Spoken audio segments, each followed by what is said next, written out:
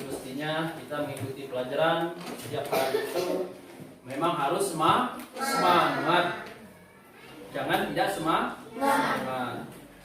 Saya yakin atau Bapak yakin pagi tadi sebelum kalian berangkat ke sekolah, kalian sudah meniatkan dengan niat yang ikhlas bahwa kalian berangkat ke sekolah itu untuk menuntut ilmu, mau mengikuti pelajaran dengan sungguh-sungguh.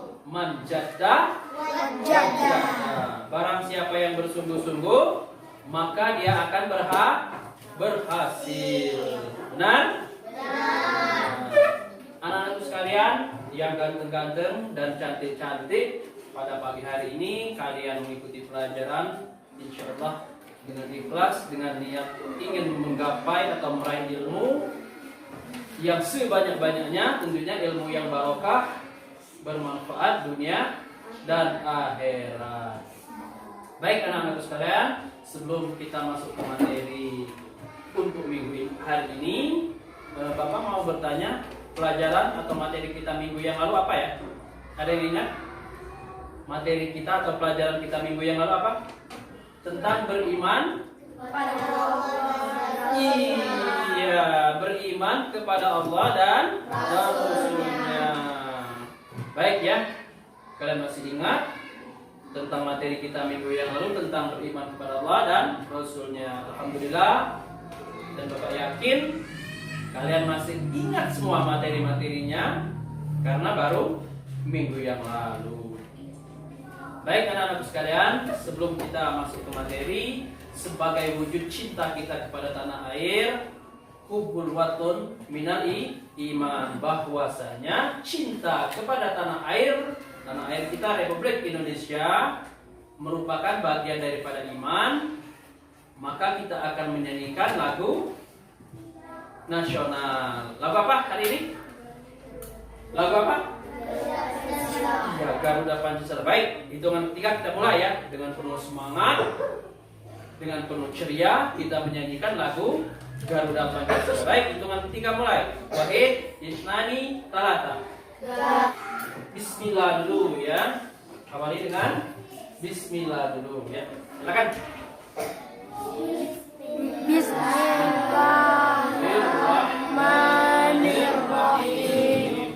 Rabbi zidni ilman warzuqni fahman. Aminya ya Allah, tambahkanlah aku ilmu dan berikanlah aku rezeki yang amin. Iya, terima kasih atas kita. Mudah-mudahan doa kita akan diijabah oleh Allah Subhanahu wa taala. Baik, sebelum kita mulai pelajaran, hayya nafta dan sunnal ana bi qiraatil basmalah. Bismillahirrahmanirrahim. Baik, materi kita pada pagi hari yang cerah ini yaitu tentang bersih. Itu merupakan bersih itu sehat. Kemudian pengertian bersih. Bersih itu merupakan terbebasnya kita dari segala kotoran. Bersih itu artinya bebas dari segala kotoran. Apa saja kotoran itu? Banyak. Tanah, tinta, ya kotoran itu ya. Kemudian apa lagi? Iya, oli dan lain sebagainya. Apa sampah dan kotoran ya. Intinya terbebas dari segala kotoran yang melekat di pakaian kita ataupun tubuh kita. Itulah makna atau arti dari bersih. Kemudian najis. Ada yang tahu tentang najis? Tahu Pak. Apa najis? Jilatan anjing. Najis jilatan anjing. Ada lagi yang tahu yang lain? Apa? Darah, itu contohnya ya. Ya. Najis adalah yang menjadikan terhalangnya seseorang untuk beribadah kepada Allah. Apabila ada najis yang melekat pada diri kita, baik itu di pakaian kita ataupun anggota tubuh kita, maka itulah yang menyebabkan kita terhalang untuk beribadah kepada Allah. Apa saja contohnya ibadah kepada Allah? Sholat, apa lagi? Puasa. Apa lagi? Hah? Naik haji, apa lagi? Bayar zakat. Baca Al-Quran. Iya, banyak ya. Jadi apabila ada najis di tubuh kita atau di pakaian kita, maka itulah yang menjadi penghalang kita untuk beribadah kepada Allah. Seperti kita akan melaksanakan sholat, apabila terdapat najis di tubuh kita atau di pakaian kita, maka sholat kita itu tidak sah karena ada najis. Paham tuh? Paham nam. Oleh karena itu, biasakan membersihkan najis yang melekat di tubuh kita atau pakaian kita. Kita lanjut lagi ya. Nanti kita akan sampai bagaimana cara membersihkannya dan lain sebagainya. Itu ya. Itu contoh najis. Jilatan anjing, darah, kotoran kita. Maka sholat kita itu tidak sah karena ada najis. Paham tuh? Paham nam. Oleh karena itu, biasakan membersihkan najis yang melekat di tubuh kita atau pakaian kita. Kita lanjut lagi ya. Nanti kita akan sampai bagaimana cara membersihkannya dan lain sebagainya. Itu ya. Itu contoh najis. Jilatan anjing, darah, kotoran, Kencing. tinta, air kencing, kemudian apa lagi? Ketika kita buang air besar, itu semua najis. Nah, ini gambar apa ini? Anjing. Anjing. Betul anjing ini? Oh. Nah, kira-kira yang kalian bisa apa sih fungsinya tanah? Tanah itu fungsinya setelah diteliti oleh para ahli untuk menetralkan kuman atau bakteri yang terdapat di ludah anjing.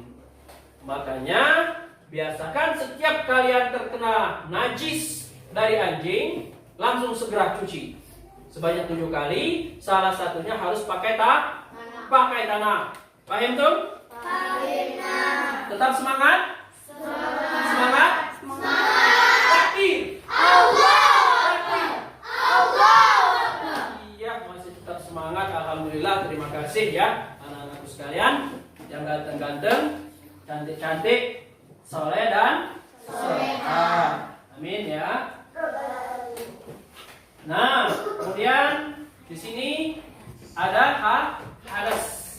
Pengertian hadas. Nah, keadaan tidak suci pada seorang muslim yang menyebabkan ia tidak boleh sholat, tawaf, dan lain sebagainya. Apalagi mau memegang Al-Quran, membaca Al-Quran.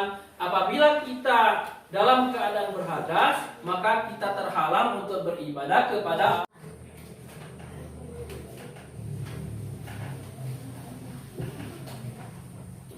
ya.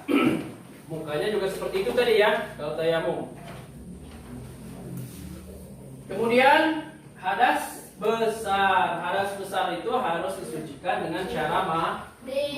Umpamanya laki-laki yang sudah mengalami mimpi basah, berarti laki-laki itu sudah balik, maka dia harus mandi wajib namanya. Umpamanya kalau perempuan sudah datang bulan atau haid, nifas dan lain sebagainya, dia bukan harus berwudu tetapi harus mandi. Mandinya mandi wajib namanya ya. Itu ya. Nanti setelah kalian SMP, SMA nanti akan dipelajari lagi. Ya, kalau fikih itu memang harus dijelaskan. Nanti itu apa? Foto yang pertama, gambar yang pertama. Iya, dia sedang berhadas kecil. Mungkin sudah buang air besar gitu. Jadi dia cuci tangan dulu. Cuci tangan ya. Cuci tangannya biar bersih. Kemudian hadas kecilnya seperti buang air kecil, buang air beras sudah dibersihkan, sehingga salah satu sifat najis yang seperti Bapak jelaskan sudah hilang, baunya sudah hilang, mungkin warnanya sudah hilang, rasanya juga sudah hilang. Itu ya. Kemudian kalau hadas yang besar dengan cara melakukan Mandi. Nah, ini contoh alat untuk bersuci atau beristinja. Ya. Ini adalah benda-benda ini. Tapi alatnya letak di meja ya. Kasih aku dulu ya. Yuk. Ini benda-benda yang dapat dipakai untuk bersuci atau beristinja. Ini ya. Ini benda-bendanya selain air. Mungkin ada yang sudah tahu atau yang belum tahu. Nah, selain air kira-kira ada yang tahu tidak? Untuk beristinja atau membersihkan hadas. Ayo, apa? Iya, batu. Ada lagi yang lain? Daun. Hah? Daun. Tisu. Tisu. Kayu. Iya, rupanya sudah bisa semua. Bagus ya, anak-anak sekalian. Rupanya kalian sudah tahu semua bahwa selain air, alat yang bisa dipakai untuk bersuci atau membersihkan hadas kecil, ya hadas kecil bisa menggunakan ada batu ini, bapak bawa batu tadi. Nah, tapi kalau umpamanya kalian di suatu tempat, kalian habis buang air kecil, tidak menemukan air di sekeliling kalian itu tidak. Kemudian apalagi rasanya sudah hilang, sudah tidak ada lengket-lengketnya, tinggal baunya. Jadi tinggal baunya, ambil lagi daun yang lainnya. Tapi ya, siapa namanya ini? Valen Karista, silakan. Bagaimana cara bersuci dengan selain Iya, pertanyaannya bagaimana cara bersuci selain air? Ya, siapa? Ya, Piona Utami, silakan. Umpamanya dengan menggunakan daun. Caranya untuk hadas kecil, buang air kecil cukup diusap dengan daun sebanyak 3 kali atau sampai hilang sifatnya najis dengan daun yang berbeda. Iya, jawabannya harus dibersihkan najis tersebut kalau tidak ada air seperti yang Bapak jelaskan tadi ya. Bisa menggunakan daun, tetapi daunnya harus bergantian, tidak boleh memakai daun yang satu. Oke, sampai di sini. Ada lagi yang mau bertanya? Tidak paham tuh? Paham dong. Jelas semua? Jelas. Jelas semua. Baik. Untuk minggu depan kalian pelajari lagi tentang materi kita bersih itu sehat, tentang fikih, tentang najis, tentang beberapa najis ini kalian pelajari, kalian hafalkan. Minggu depan Bapak akan suruh kalian mempraktekkan tentang cara berwudu, tentang cara menghilangkan hadas kecil dan hadas besar. Silakan dipelajari dulu di rumah. Silakan bertanya dengan kakaknya boleh, bersama orang tuanya boleh. Minggu depan Bapak akan ambil nilai tentang materi kita pada hari ini tentang najis. Tentang cara menghilangkan najis kalian praktekkan, kalian demonstrasikan ya. Baik, Bapak rasa cukup sampai di sini. Terima kasih atas segala perhatian. Mohon maaf atas segala kekurangan. Kita tutup pelajaran kita pada siang hari ini dengan sama-sama membaca lafaz hamdalah. Alhamdulillah. Amin. Assalamualaikum warahmatullahi wabarakatuh. Waalaikumsalam.